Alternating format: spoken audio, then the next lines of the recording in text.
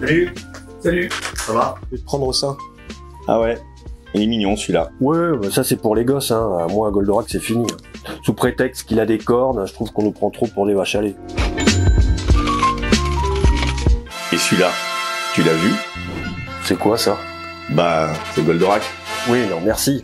Mais c'est le GX76. Oui, mais aux couleurs de l'animé.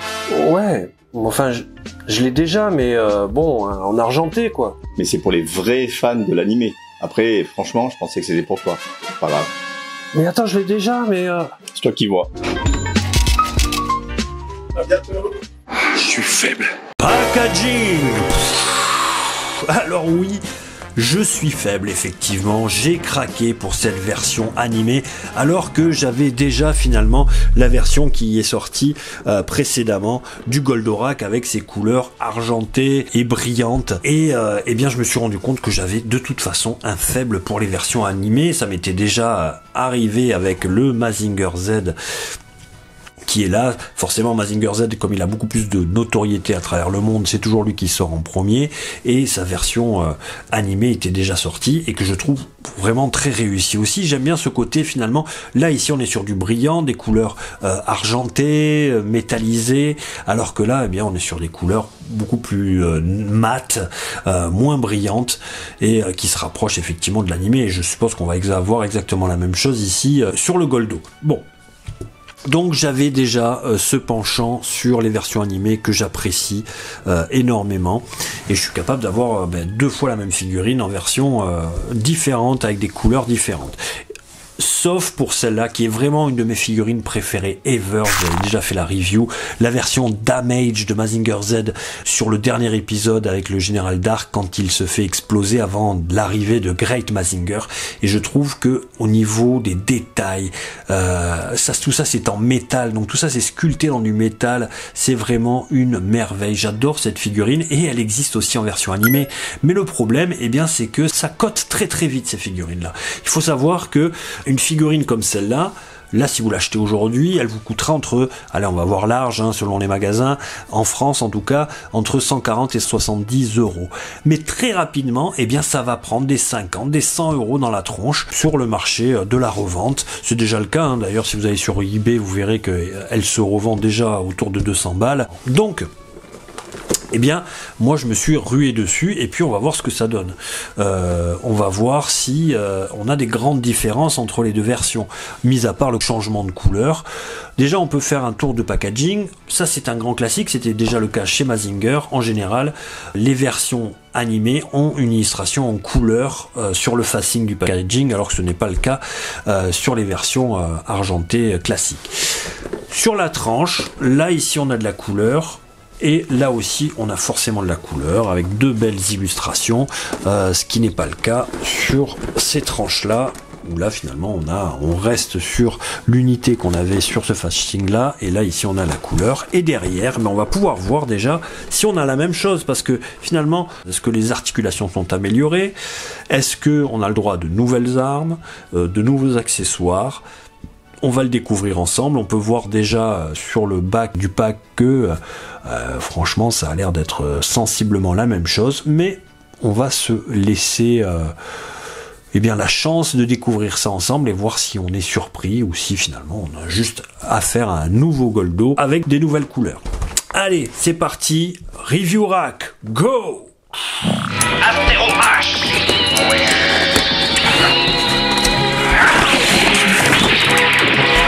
Voilà ce qu'on a quand on ouvre, c'est exactement la même chose que ce qu'on avait déjà sur le GX76, à savoir eh bien la même composition, c'est le même thermoformage, tout est pareil, sauf la notice qui elle forcément est en couleur et qu'on va voir tout de suite ensemble. Est-ce que vous pensez que la notice va être traduite à votre avis? Va-t-elle être au moins en anglais? Eh bien non, comme d'habitude, c'est purement en japonais, ça serait dommage, alors que ça se quand même destine à un public européen, là où Grandizer a le plus grand succès.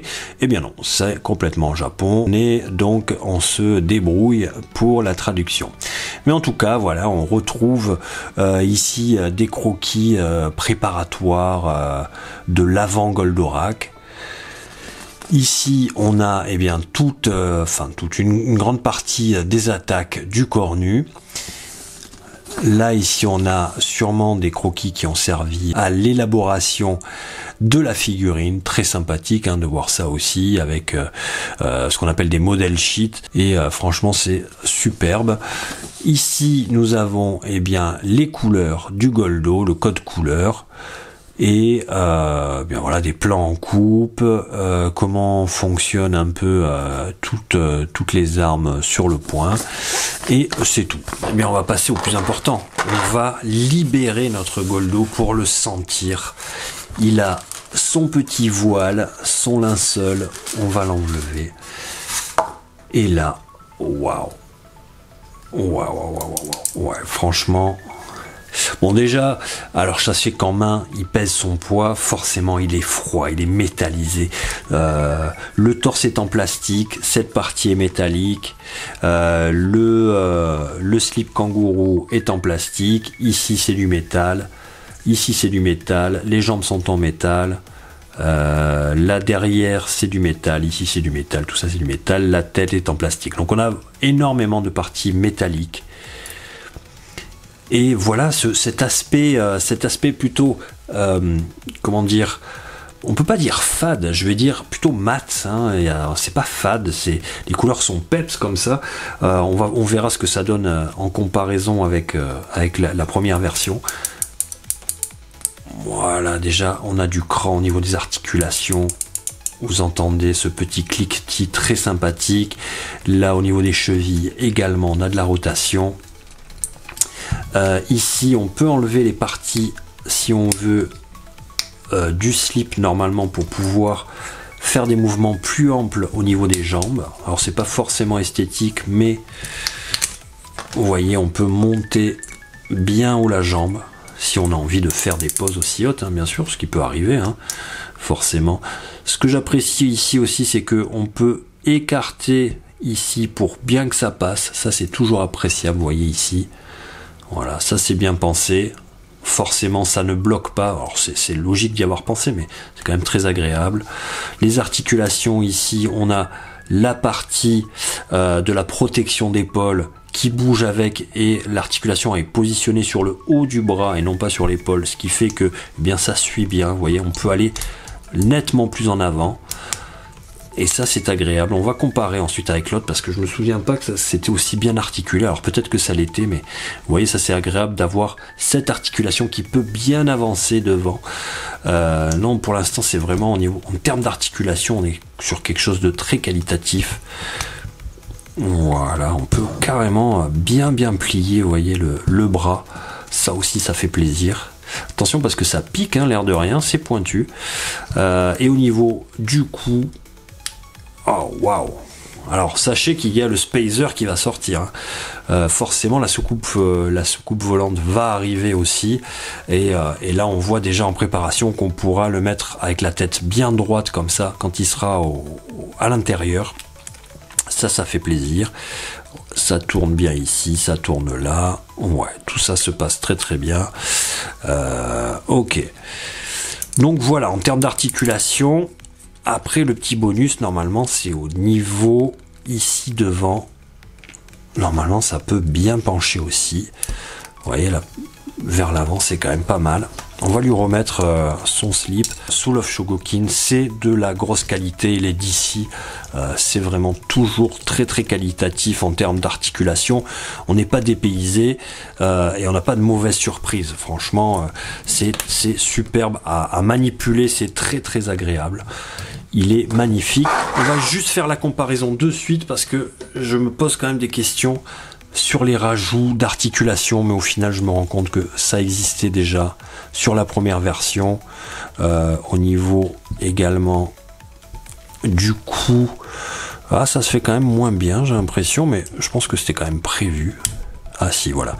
Ouais, non, on est sur la même qualité d'articulation. Il n'y a pas eu de nouveauté dans la nouvelle version. On est sur exactement la même chose finalement. Et là vous pouvez constater déjà les différences. Alors on peut ne pas aimer, je comprends que ce côté finalement argenté, chromé, si je puis dire, bien que c'est pas du mirror chrome, mais ce côté argenté peut plaire hein, forcément. Mais si on veut quelque chose de fidèle à l'animé, c'est vrai que ça c'est les couleurs de l'animé. Alors comment ça s'explique?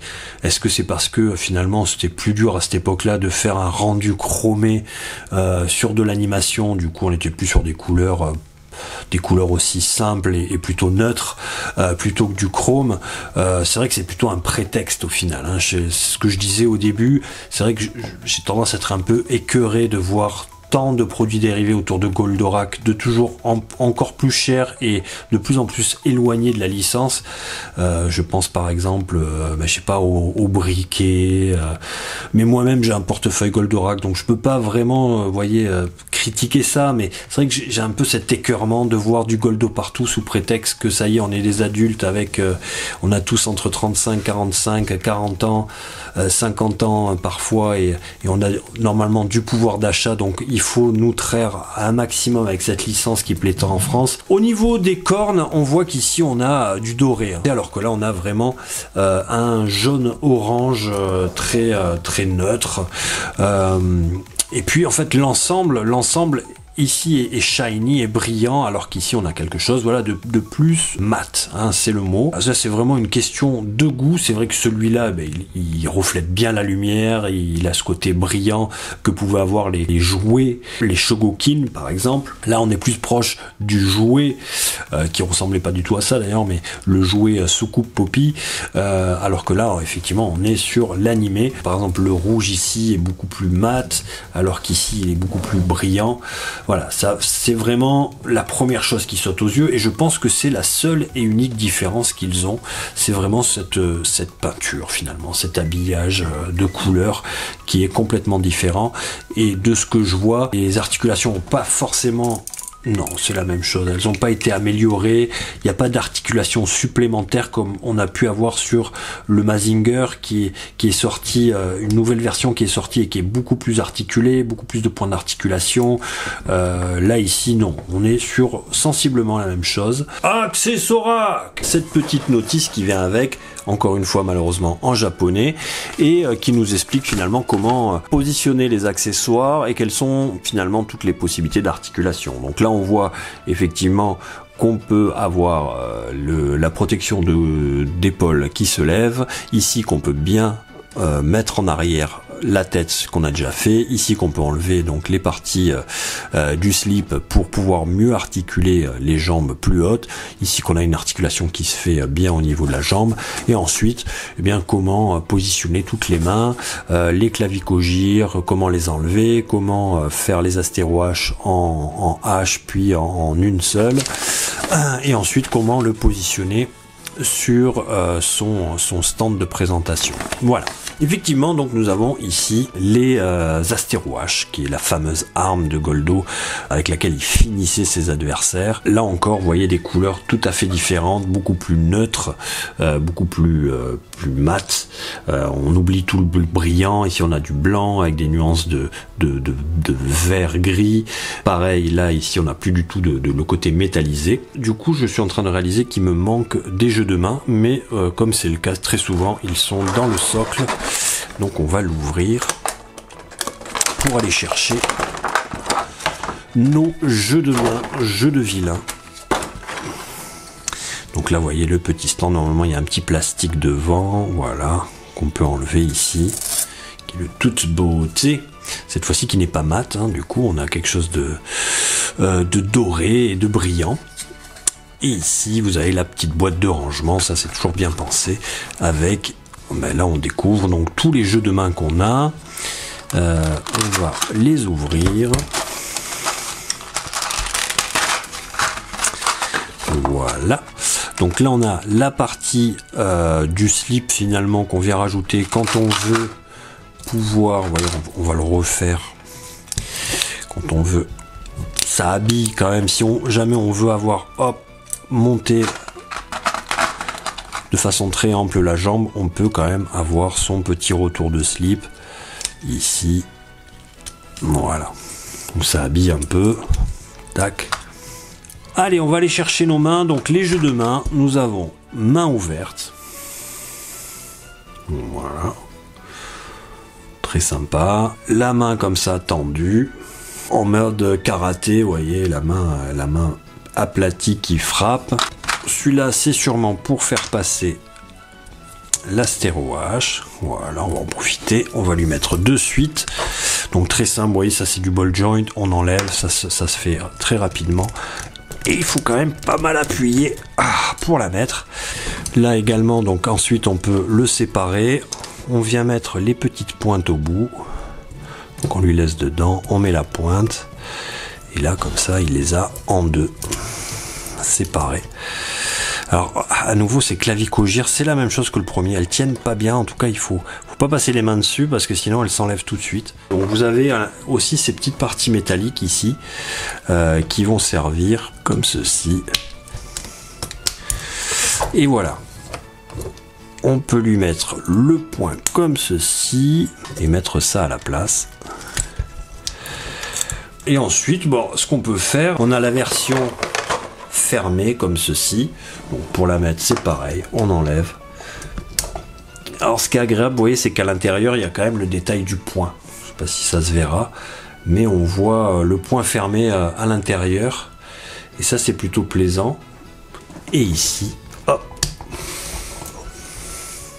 Et ça se règle sur la hauteur, comme ceci. Là, voilà, vous pouvez lui faire tenir au moins une jambe en l'air et vous êtes sûr qu'il le tiendra.